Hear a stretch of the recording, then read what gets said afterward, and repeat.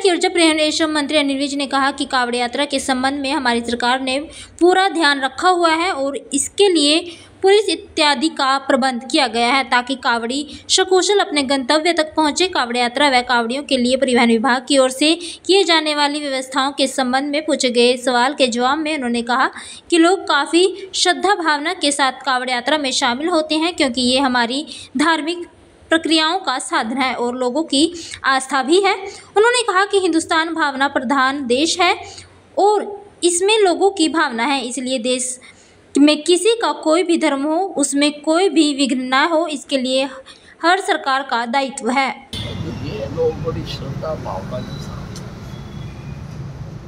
कांवड़ यात्रा में शामिल होते हैं और ये हमारी धार्मिक प्रक्रियाओं का एक साधन भी है, लोगों की आस्था है। हिंदुस्तान भावना प्रधान देश है, लोगों की भावना है और हर सरकार का ये दायित्व है इस देश में कोई भी किसी का कोई भी धर्म हो वो बिना विघ्न के कर सके, ये हर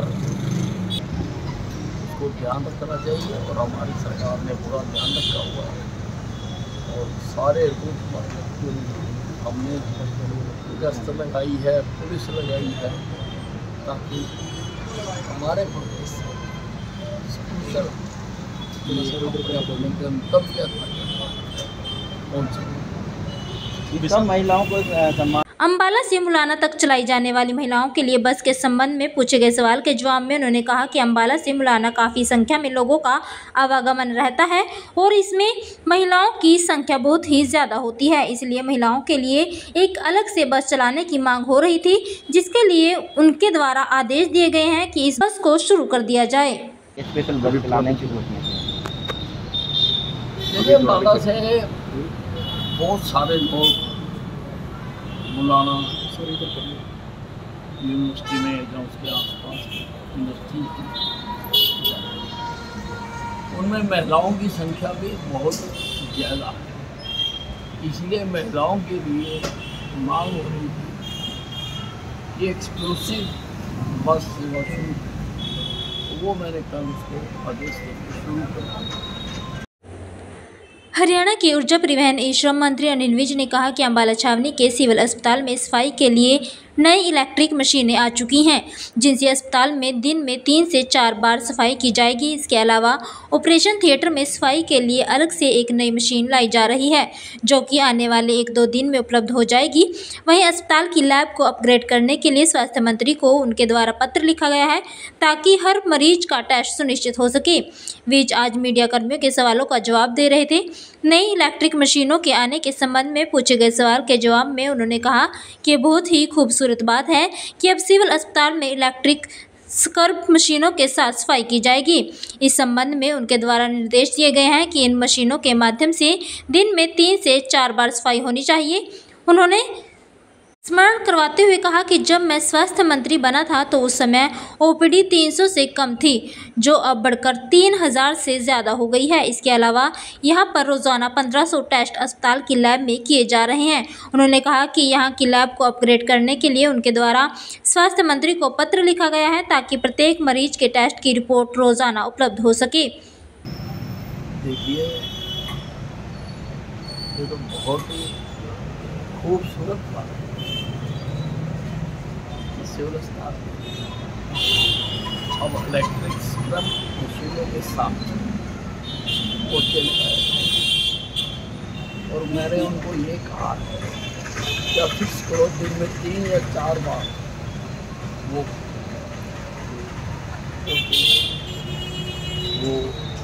लगने चाहिए।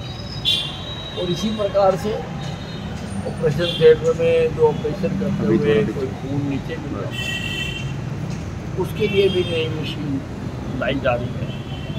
आज या कल मिला हमारा ही जो लेबोरेटरी है सिविल अस्पताल, ये तो आप जानते ही होंगे कि जब मैं स्वास्थ्य मंत्री बना था तो उस वक्त सिविल अस्पताल की हालत क्या, उस वक्त OPD 300 से कम थी, आज वो बढ़कर 3000 से ज़्यादा हो।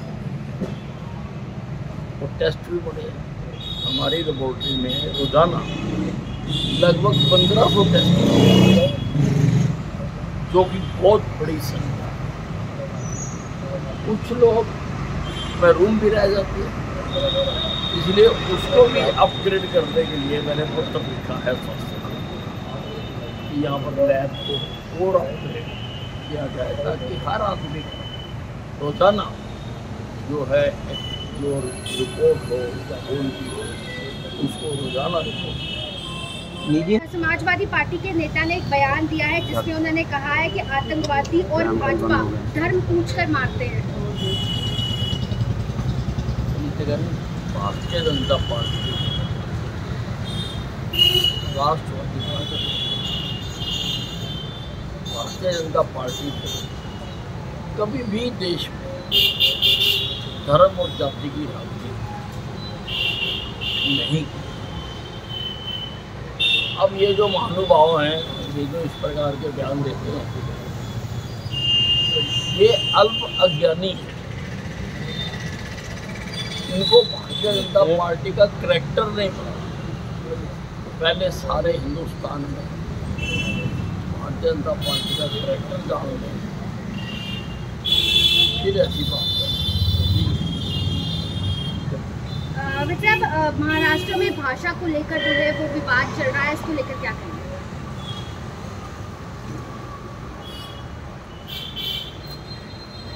देखिए, जो लोग हिंदी का विरोध करते हैं वो हिंदुस्तान का विरोध, क्योंकि हिंदी हिंदुस्तान की मातृभाषा है। आप अपनी अपनी भाषाएं भी पढ़ाओ, उसमें किसी को कोई इतराज नहीं, लेकिन ये कह रहा कि आप हिंदी पढ़ लेंगे,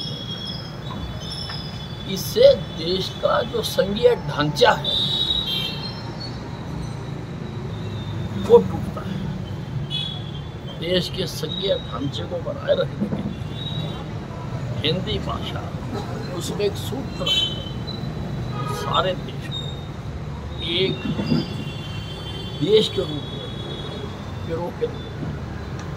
मतलब राहुल गांधी का कहना है कि आर्थिक अन्याय का हथियार GST बन गया है। किसी से जबरदस्ती GST वसूला जा रहा है, राहुल गांधी ने बताया। और जब से GST नहीं आया, इस बार तो मेरा ख्याल है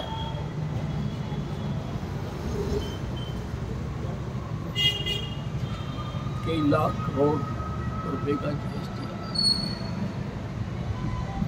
और हर बार ये बढ़ता ही जा रहा है। और GST का बढ़ना ये दर्शाता है कि देश तरक्की, लोगों के कारोबार बढ़ रहे हैं तो GST आ रहा है, लोगों को रोजगार मिल रहा है तो GST आ रहा है, लोगों की परचेजिंग पावर बढ़ रही है तो GST आ रहा है। तो GST जो बढ़ रहा है ये एक बहुत अच्छा साइन है। आम आदमी पार्टी नेता अरविंद केजरीवाल ने दिल्ली में हुई हार को लेकर अब जो है वो बयान दिया है। उन्होंने कहा है कि कोई बात नहीं, ये ऊपर नीचे होता रहता है।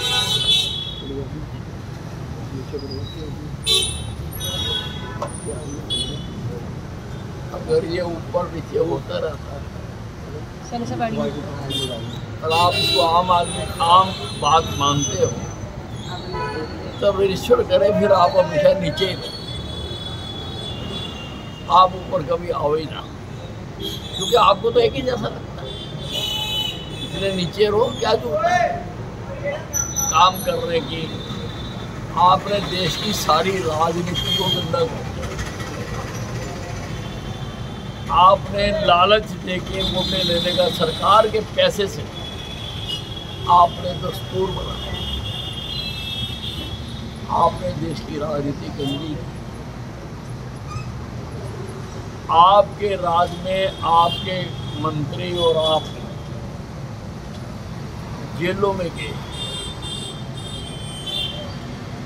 तो फिर ऐसी पार्टी तो धरातल में ही जाएगी, ऊपर आने का तो सवाल ही कर।